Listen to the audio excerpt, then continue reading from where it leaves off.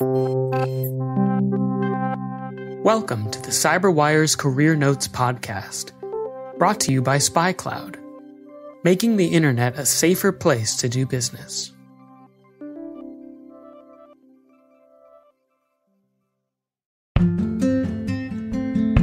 Hi, my name is Mark Nunnikhoven, and I'm the Distinguished Cloud Strategist at Lacework.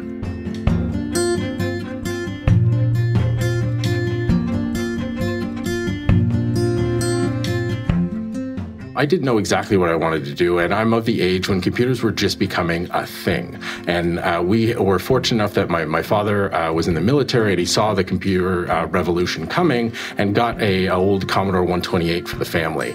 And from the moment that entered, it sort of crossed the threshold, I fell in love with it. I loved tinkering with it, programming it, pushing it to its limits. So I knew for a very long time that I wanted to do something with computers, and what that was changed depending on sort of the year, but it was always around computing.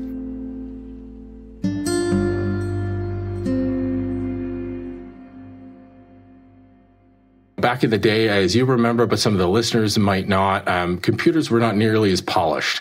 The interface was a basic language interpreter.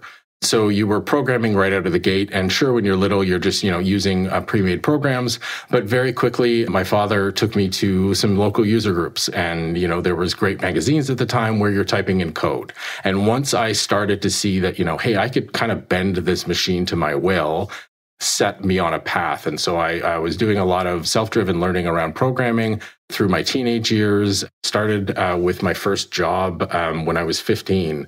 Working for Bell Northern Research on a high school co-op, and then a contract after that, doing testing and some light programming on what eventually became a set-top box for cable television, of all things. I had a lot of turbulent times on the personal side of things through high school, which I actually ended up dropping out of high school a couple of times.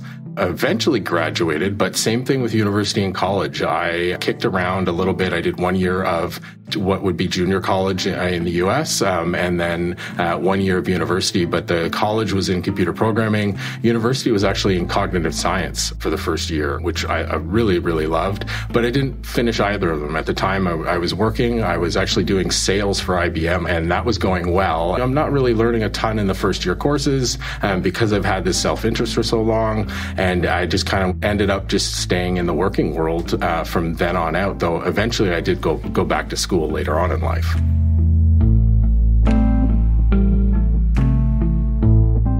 From sales at IBM, I went into the Canadian federal government, and I spent a little over a decade with the Canadian federal government. And as much as there are challenges in a large bureaucracy, it was fantastic from the security experience, and that's really when things started to veer into the security world. I had some experience. Obviously, I've been developing and writing code for a long time, but when I got into the government, there was, you're legally mandated to pay attention to security, which is a wonderful thing for a security practitioner looking back at it. I don't have to convince them. They have to care.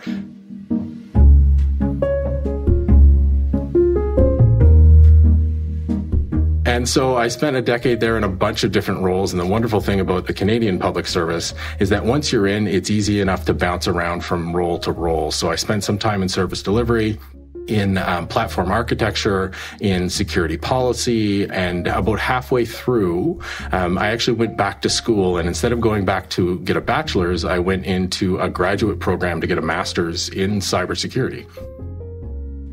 When I finished my master's, so that information security degree, I specialized in forensics.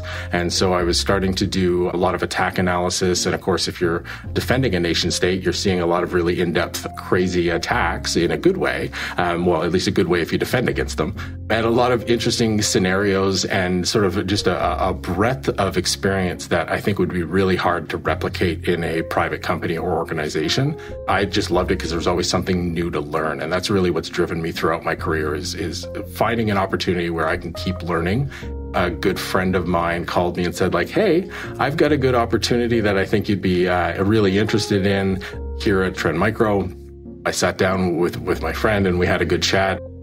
It's not that common to leave the public service once you're in it, but the opportunity was too good to pass up. I was going to be able to help build Trend Micro's cloud business out, and it was eye-opening, to say the least. But just the cultural dynamic of going from a public service where it's a series of lifetime employees, people rarely leave, to the private sector where we're concerned about how much business, what's the revenue, what's the projections, we have customers that we need to keep happy. It was very, very different, but very positive in that difference. What we're doing here at Lacework, and for me, what really got me is he said sort of the magic words. He said, we're looking at how to automate cloud security, and we're looking at how to leverage data, a lot of data. And being a nerd at heart, loving computers from an early age and loving math from an early age, I'm like, okay, there is a lot of cool stuff that we can do with that, especially trying to drive that automation. And I've long felt part of the reason for moving out of the public service was that the cloud is an enabler to do security in a much more modern way. For me, that really comes down to two really simple things. Did I learn something new? And did I share something to help somebody else learn something new? And that's really what drives me day after day. And whether that's helping somebody on a team here at Lacework, or whether that's sharing something out on social, or making a video, or writing something up, or, teaching a course. And the dark days happen, especially over the last year and a half, I think, for all of us. Dark days tend to be where I'm meeting to meeting and, nothing's going right.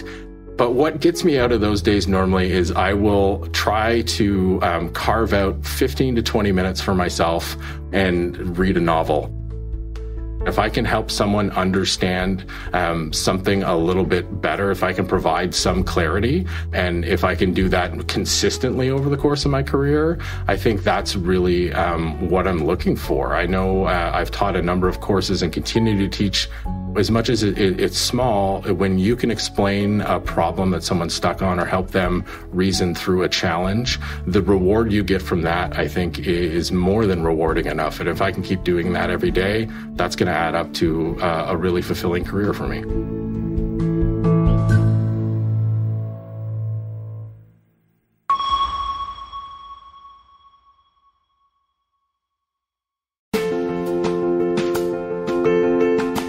This CyberWire Career Notes podcast is made possible by SpyCloud. SpyCloud knows stolen credentials are an open door to your corporate assets. That's why they're the world leader in recapturing breach data and making it actionable to prevent account takeover, data breaches, BEC, and ransomware attacks. Check your breach exposure now and see how global businesses are using SpyCloud to negate the value of their employees' stolen data. Visit spycloud.com/cyberwire. That's spycloud.com/cyberwire.